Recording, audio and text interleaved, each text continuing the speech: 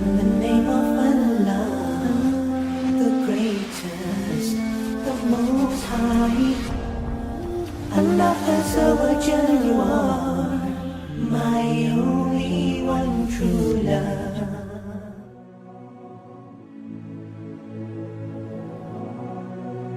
There was a young man who came to the Prophet ﷺ complaining to the Messenger ﷺ. He said to him, Ya Rasulullah, my father takes my money. He always asks me for money. Rasul ﷺ said, well, call your father. He went to call his father. Jibreel alayhi salam came to the Prophet ﷺ in that time. And he said to him, Rasulullah, when the father comes to you, ask him, what were you saying in secret on your way here? Father was muttering something which his son couldn't hear. He said, ask him what he was saying. When the father approached the Rasul ﷺ, asked him, is it true what your son is saying?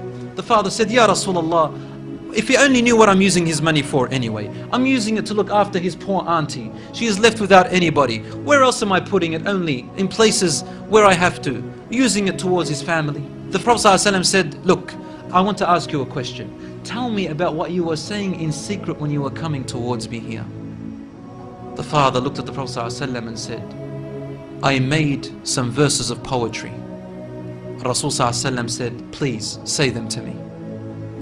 And he said, oh son, I nourished you when you were a baby. And I looked after you in care as you grew up until you became an adolescent.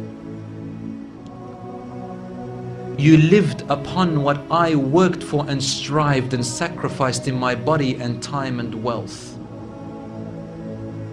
so that you may live healthy.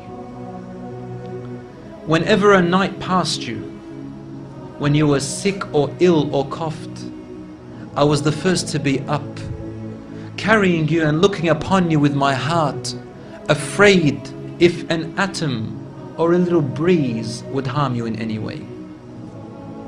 I could not sleep while seeing you sick until you slept, and then I slept.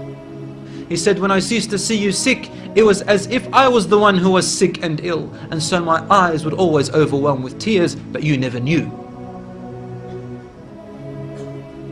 And then he said, and when you finally reached the adulthood, which all my life I was anticipating and looking forward to seeing you become that.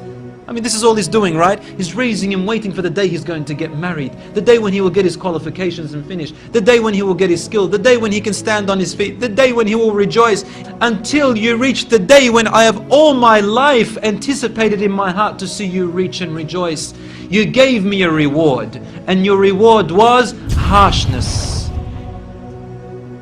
and frowniness and mistreatment, as if I am the one who owes you and you owe me nothing. The way you treated me is like what a neighbor would treat his neighbor. I wish that you even gave me that. Al-Rasul ﷺ, he looked up at the father, and the father looked at him, and the Prophet ﷺ's beard was soaked with tears. From his emotion, Al-Rasul ﷺ grabbed the boy from his chest. He shook him and said to him, you and everything you own belongs to your father. This hadith is narrated in Ibn Majah. Today we see children taking their own parents to court because they took their house or their property. Allahu Akbar.